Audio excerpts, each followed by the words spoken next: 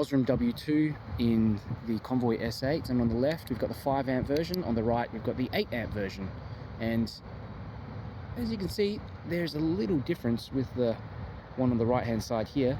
I think it looks just a touch brighter. I'm just focusing in on this sort of little area here on the side of the building. You kind of got these white staircases. It looks like an abandoned building.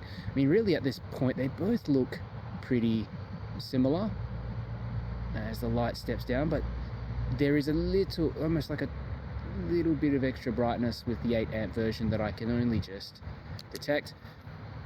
And yeah, if you turn it off, turn on again, that difference is a little bit more, but I think it's probably going to be more apparent over a very long distance.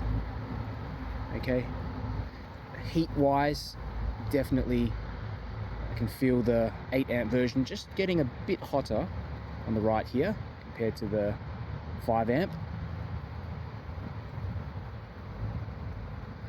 And just leave these both on for a little while and just see what happens.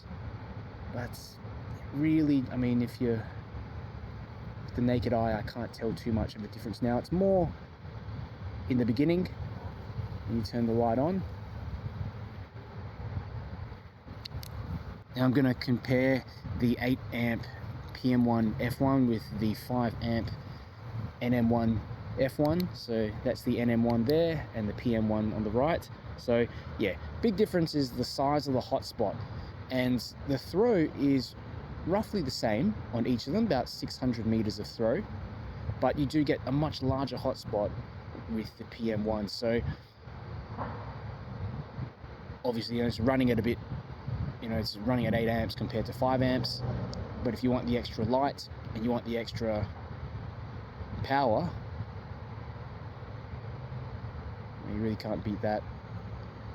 But of course, the NM1 version is going to run a little more cooler and more efficient. It does produce less light though. 5 amp PM1 to the left and the 8 amp PM1 to the right. So that's the 5 amp, and on the right the 8 amps. And yeah, I can definitely see a difference as soon as you turn it on.